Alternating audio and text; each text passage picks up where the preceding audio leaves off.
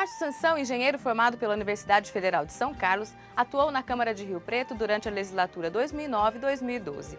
Ex-secretário de Desenvolvimento Econômico e Turismo, assumiu a vaga como vereador suplente depois de uma boa votação em 2008. Neste programa, o ex-vereador fala do período que passou no Legislativo de Rio Preto e como conciliou essa experiência com o setor comercial da cidade.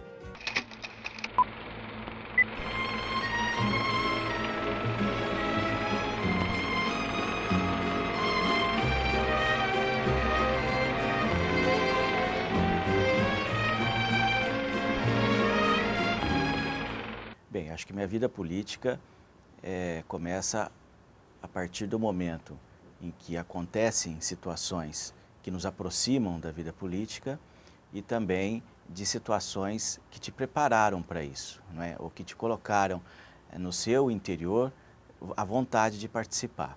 Então, acho que essas duas coisas que têm que acontecer, as situações que te levam a isso e você querer, a conjunção disso é que faz você a participar ativamente da vida política. Eu gostaria de tratar inicialmente daquilo que internamente talvez tenha me movido para isso, né? Eu fui aluno de uma universidade federal, da Universidade Federal de São Carlos, onde eu fiz engenharia civil. E lá eu pude constatar o finalzinho da ditadura e o começo do surgimento da esquerda organizada. E esse debate que acontecia nas assembleias, nos embates, nas greves, enfim, e tudo isso a que a gente assistiu ao vivo, talvez tenha influenciado bastante a capacidade de análise das situações e me preparado talvez para sempre olhar os dois lados, né? Você poder analisar a situação de um lado e poder analisar a situação de outro lado. Então isto acho que deu um senso crítico muito importante para que fosse depois, mais tarde, florescer numa participação ou numa vontade de participar mais ativamente de um processo político, né? Então acho que isso me influenciou significativamente. Assistir aquele episódio do fim da ditadura e o começo do debate político intenso no Brasil, acho que aquilo me marcou profundamente, né? A outra história é como a gente se aproximou das situações que nos levaram efetivamente a isso, né? Acho que a minha participação comunitária, e sempre acho que começa dessa maneira, com todo mundo que participa da política, de alguma maneira, ele começa a participar de algum movimento social, não é? Principalmente por ou ter um perfil para isso, ou por se indignar por alguma questão, ou por não concordar com alguma situação, ou por querer melhorar alguma outra situação. Minha participação social e comunitária começou através de um Rotary Club, né? Quando eu fui convidado a ingressar no Rotary, e ali a gente começa a participar mais de movimentos sociais, a entender mais as diferenças sociais que existem numa cidade, a entender mais os problemas que aquela cidade vive em todas as suas áreas, tanto na área política, na área social, na área econômica, na área ambiental. A gente começa, no Rotary, a gente discute muito isso, e a gente começa então a estudar e a enxergar mais de outras maneiras os problemas que acontecem numa cidade.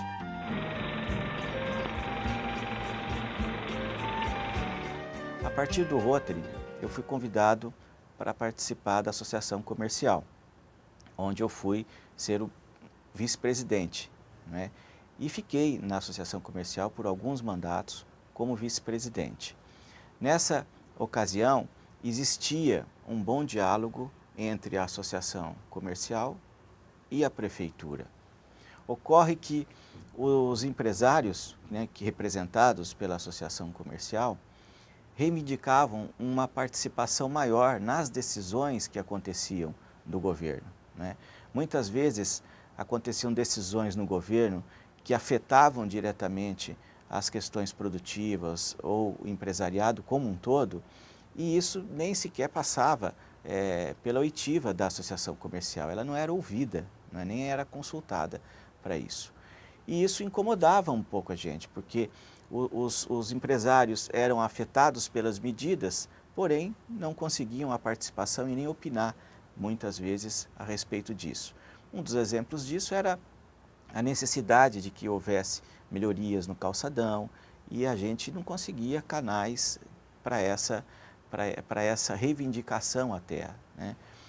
E foi quando que a gente, numa das reuniões, e discutindo esse processo, discutindo essa falta de participação, nós decidimos buscar um canal de participação com a prefeitura, né? Intensificar um pouco melhor esta parceria que já existia, mas tinha falhas de comunicação.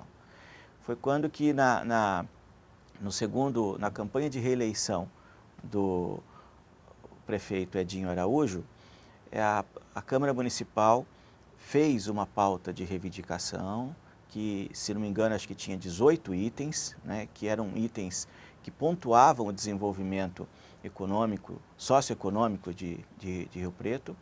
E esse trabalho, essa organização desses 18 itens, coube a mim, né? Eu que encabecei esse trabalho, logicamente, com o aval de toda a diretoria daquela época.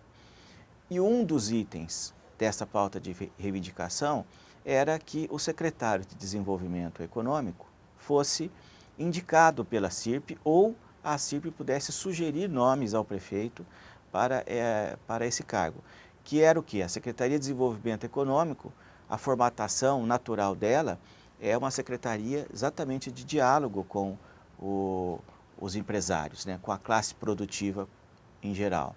Então, a gente reivindicava a possibilidade de a gente indicar nomes para isso. Para quê? Para que fosse uma pessoa que tivesse esse diálogo um pouco mais aberto e tivesse conhecimento das necessidades que a cidade passava nesse setor.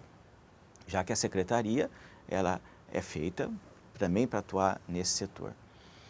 E o que aconteceu, nós apresentamos essa pauta para todos os candidatos à época, e como o Edinho venceu aquela eleição, imediatamente, logo após o começo, né, da formação do governo, ele solicitou ao presidente da Associação Comercial que indicasse nomes para aquela secretaria. E acabou sendo eu indicado e nós assumimos a Secretaria de Desenvolvimento Econômico e Turismo no segundo mandato do governo Edinho Araújo.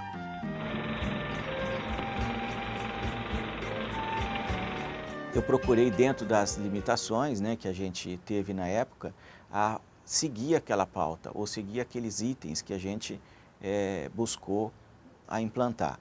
Era uma secretaria que na época estava muito esvaziada, funcionava duas pequenas salas no prédio principal da prefeitura, e depois a gente, com trabalho e também apoio do prefeito, a gente conseguiu melhorar essa estrutura, mudamos de prédio, fomos para um prédio quase em frente à prefeitura, na Avenida Andaló, e ali a gente pôde montar uma estrutura um pouco melhor e também fomos batalhando ao longo do primeiro ano, segundo ano e terceiro ano por mais verba para a secretaria, uma vez que o orçamento do primeiro ano da minha secretaria era R$50 mil no ano, né? Ou seja, não dava para tocar nenhum projeto. Mas como a gente buscava um relacionamento interno com outras secretarias, a gente acabou começando a estruturar os nossos projetos.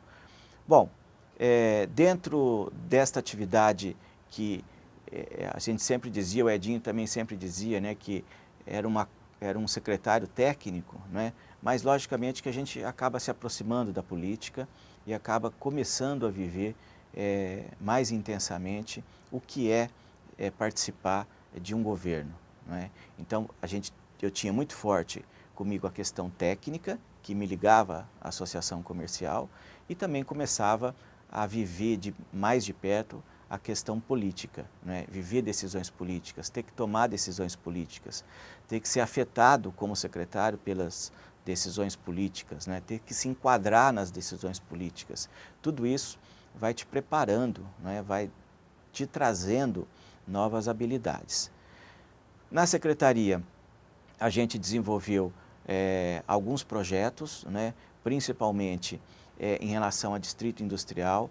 Nós começamos a fomentar novamente o distrito Ulisses Guimarães, que estava, vamos dizer assim, engessado. Havia já todas as áreas haviam sido distribuídas, porém tinha muitas áreas que não estavam sendo construídas, desrespeitando os contratos da época.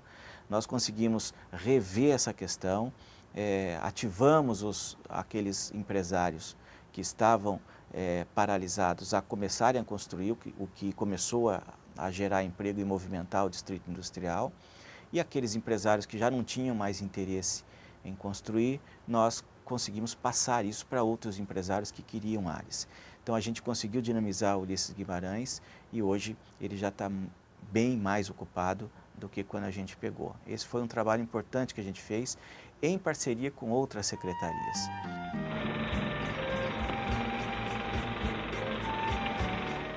Na área do turismo, nós conseguimos também colocar a questão de Schmidt na pauta do turismo e mostrando para a comunidade de Schmidt, para a comunidade de Rio Preto, que Rio Preto, para atingir o grau de turismo que a gente se propunha, que é o quê? É a realização de eventos.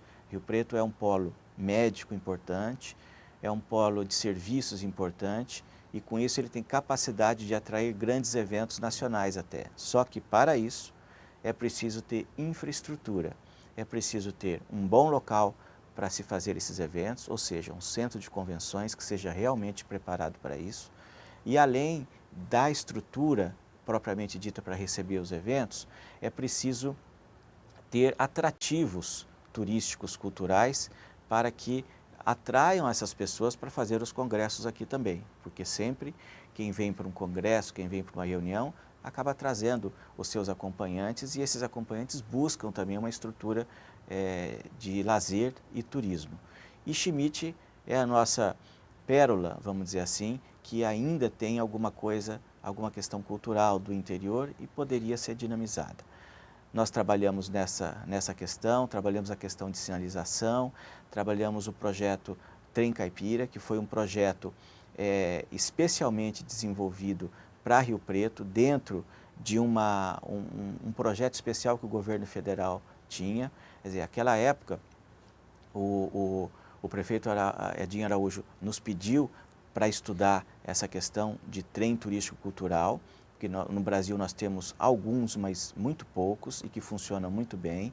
E o governo federal, naquela época, abriu uma linha de projetos dentro do Ministério do Turismo, especialmente para apoiar trens turísticos culturais, né? Era o ministro Maris Guia, que na época era o ministro do Turismo. E nós fomos atrás dessa linha, conseguimos aprovar o nosso pré-projeto dentro do Ministério do Turismo. Com isso nós desenvolvemos o projeto e para isso teve toda uma comissão do Ministério do Turismo que veio a Rio Preto analisar a viabilidade deste projeto e conseguimos aprovar esse projeto no Ministério do Turismo.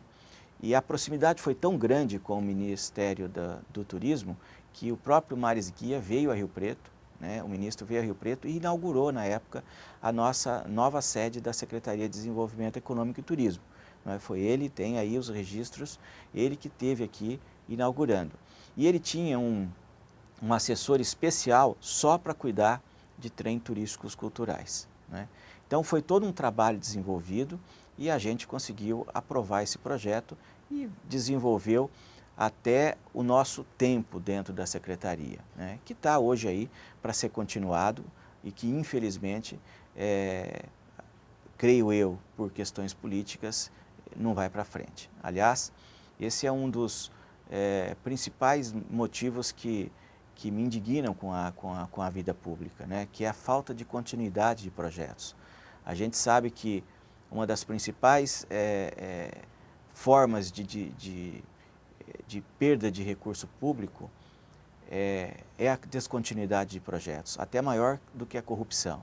Quer dizer, um começa, o outro não termina, um começa, o outro desvia para outras questões, né? Isso precisa acabar ou pelo menos diminuir, não é? Mas eu vinha falando sobre os projetos na Secretaria. Então, nós fizemos essa pauta e desenvolvemos essa pauta.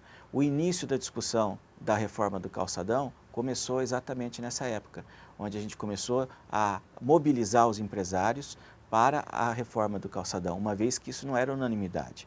Alguns desejavam, outros não desejavam. E a gente começou a trabalhar essa questão que veio a dar frutos posteriormente.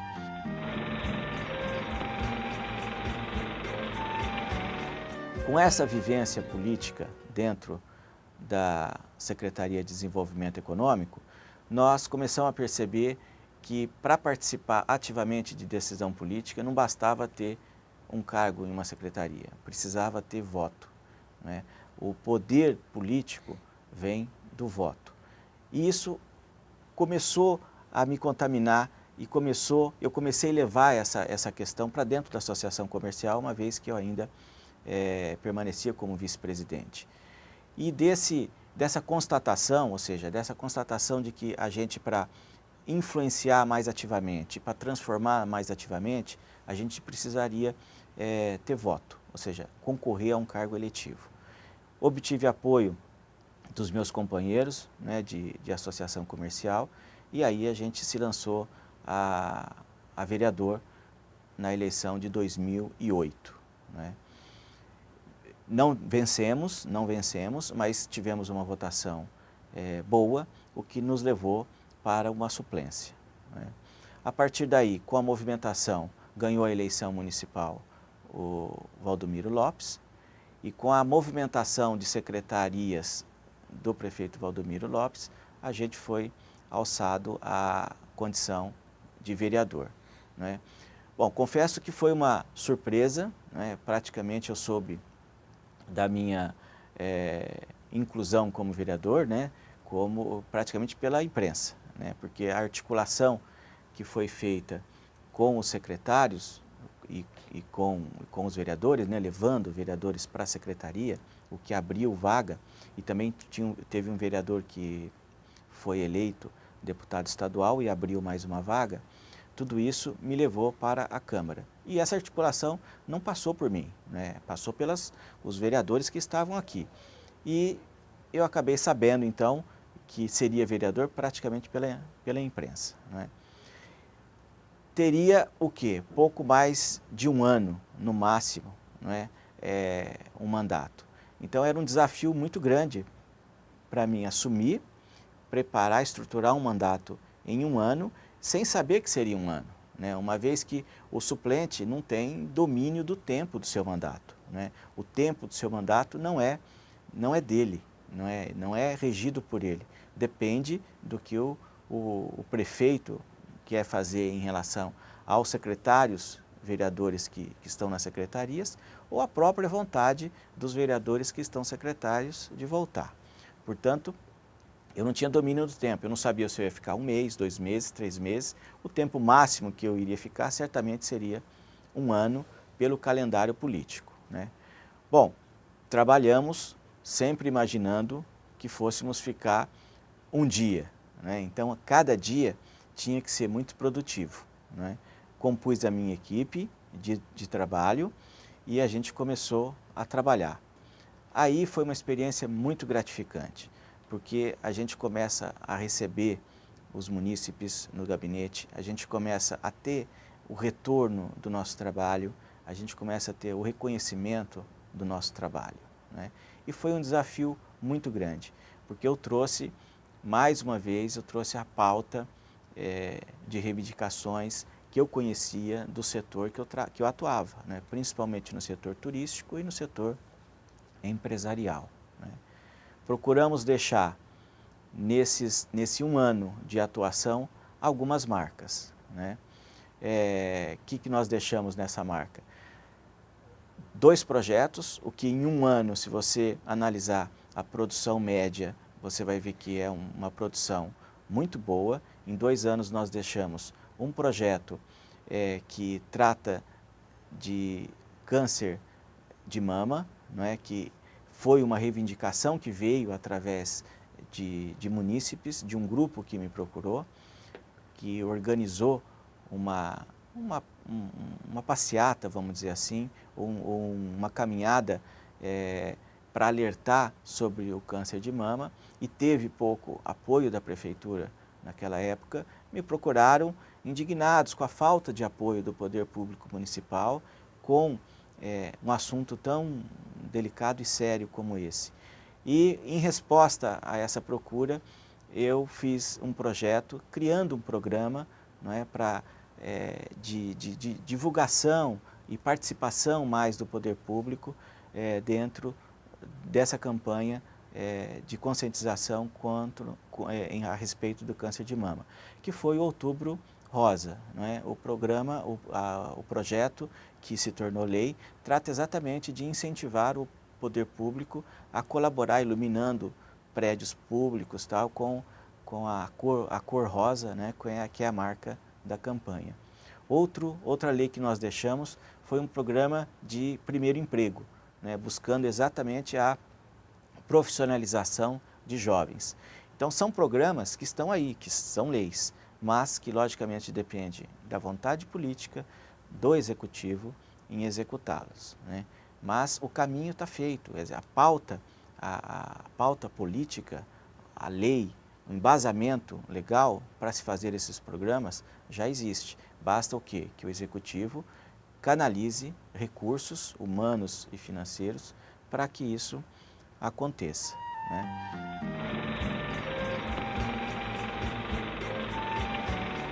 Outra contribuição que a gente pode deixar aqui neste ano de trabalho foi a reestruturação da TV Câmara, né, que estava numa situação difícil quando eu logo assumi aqui, e a gente percebeu, conversando com os funcionários da TV Câmara, que havia uma falta de diálogo muito grande entre a TV Câmara e a direção da casa. Por quê? Porque basicamente a pauta da TV Câmara é uma pauta técnica. E a pauta da casa, a pauta da mesa diretora, é uma pauta política. Então essas linguagens não estavam acontecendo, precisaria alguém fazer essa interlocução. Fui eleito para a Comissão de Comunicação e nessa comissão a gente buscou diálogo com os funcionários da TV Câmara, onde eu fui entender um pouco melhor o que estava acontecendo. A partir daí, a gente deu uma estruturação no encaminhamento desse problema, né? Onde nós fizemos uma licitação para contratar um estudo técnico, um projeto técnico para a reformulação da TV Câmara. Esse resultado, essa licitação, essa contratação de uma empresa especializada nessa área, resultou num projeto, né, por etapas de equipar, para equipar a TV Câmara em busca ao sinal digital, né?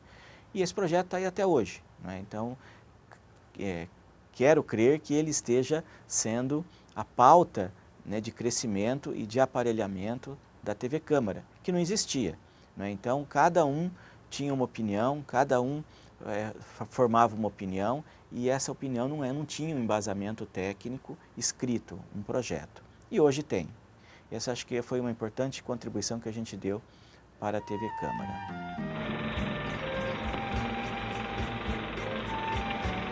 Outra contribuição que eu também tenho muito orgulho dela é a indignação em relação à corrupção, né?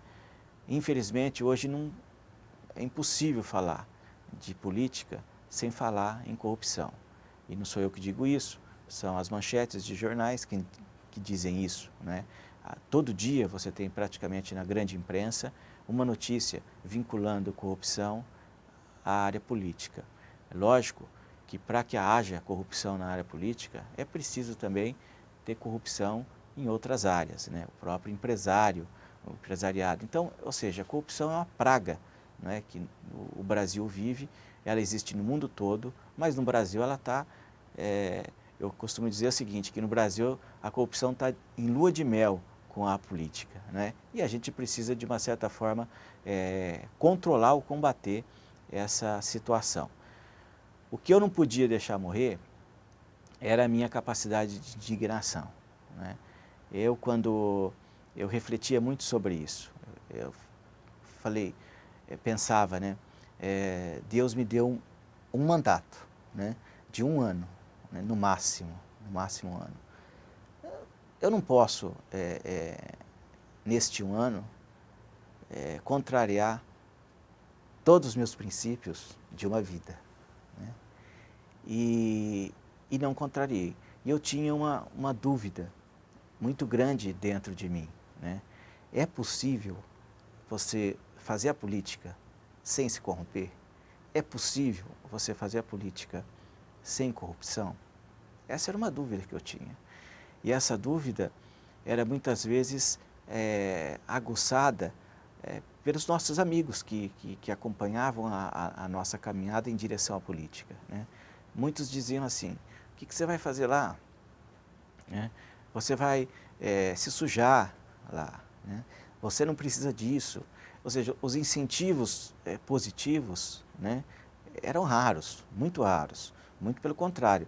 O incentivo, não é incentivo, né, mas o negativismo em relação a essa vontade de participar, a essa decisão de participar, era muito maior do que o incentivo, né? Então eu cheguei aqui com essa dúvida, né? Eu falei, como é que acontece esse processo, né? Que muita gente se diz boa e quando entra na política acaba se corrompendo, né? E eu vivi isso aqui, nesta casa, com toda a intensidade, né? Percebi como é que acontece esse processo, fui ator desse processo e consegui manter a minha integridade, né? Manter os meus valores aqui dentro e fazer, como eu disse, deixar como resultado 2 projetos, né? Deixar como resultado um caminho para a TV Câmara e deixar como resultado a capacidade de indignação, né? A corrupção quis namorar comigo nesse um ano, né? Mas eu disse não, e eu disse não abertamente, eu disse não publicamente, uma vez que a minha função aqui é pública, e eu tive que dizer isso publicamente, mas também eu tinha que me proteger, né? A gente não pode ser irresponsável com a gente mesmo, não é? A gente não pode colocar em risco a própria vida pessoal, a minha vida econômica, financeira, em função de uma irresponsabilidade, não é? Mas me indignei, não é? E eu acho que todo cidadão deve manter essa capacidade de indignação, porque é o que faz os nossos valores ficarem íntegros, né? E uma vez que a gente perde valor, a gente perde o sentido de educação dos nossos filhos, a gente perde o sentido de relacionamento social, a gente perde todo o sentido de convivência social, né? E isso, felizmente, eu pude manter depois de um ano de mandato.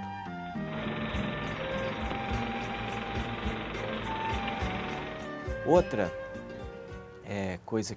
outra conquista que eu queria relatar também, como secretário, e agora eu vou voltar um pouquinho, foi a questão da marca Rio Preto, que foi um trabalho que nós desenvolvemos como secretário, também foi muito interessante.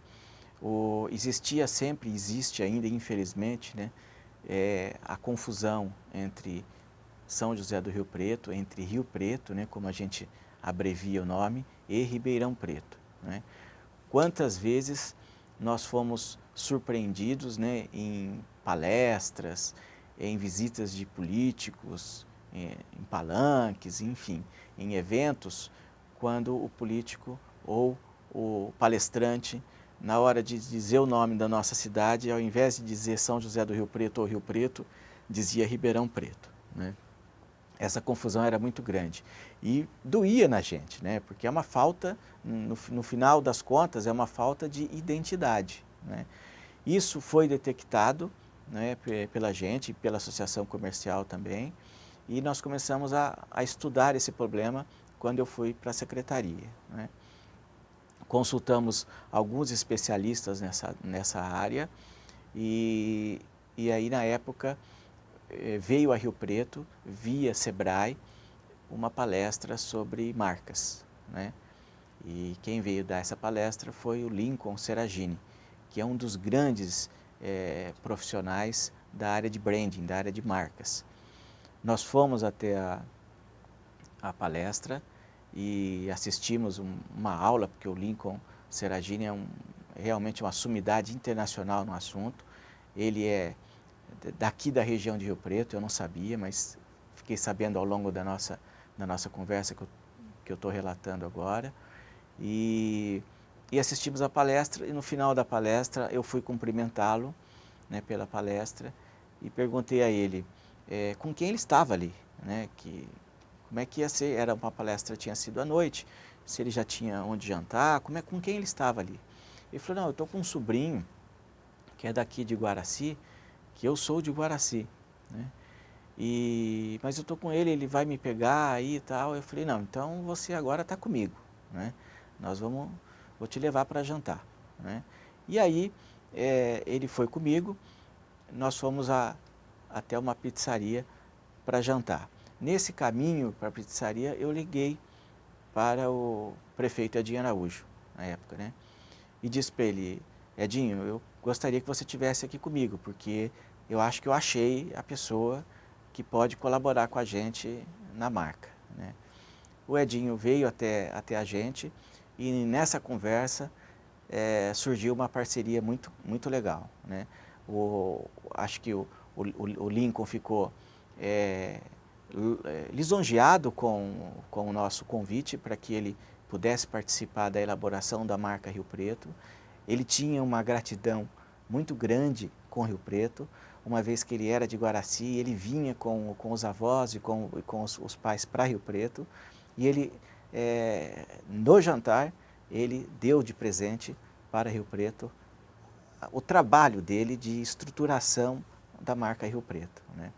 E esse trabalho se desenvolveu depois, ao longo de vários meses, foi criado um comitê da marca, que foi presidido por um membro da associação comercial, e ali foi desenvolvido, com várias reuniões em que ele veio aqui para Rio Preto, ele desenvolvendo a marca Rio Preto, que deu origem então à nossa marca Rio Preto, que hoje inspirou a marca do governo Valdomiro Lopes também, não é? É uma pena que o investimento na divulgação da marca ainda seja muito pequeno, a prefeitura ainda não abraçou isso como deveria abraçar, mas é um movimento que ela está lá, é uma brasinha, né, que só precisa ser soprada. Muitas empresas colocaram a marca e colocam a marca até hoje nas suas embalagens, nos seus formulários, nos seus prospectos, né, e dessa maneira a gente está contribuindo para fortalecimento da marca São José do Rio Preto, terra de oportunidades.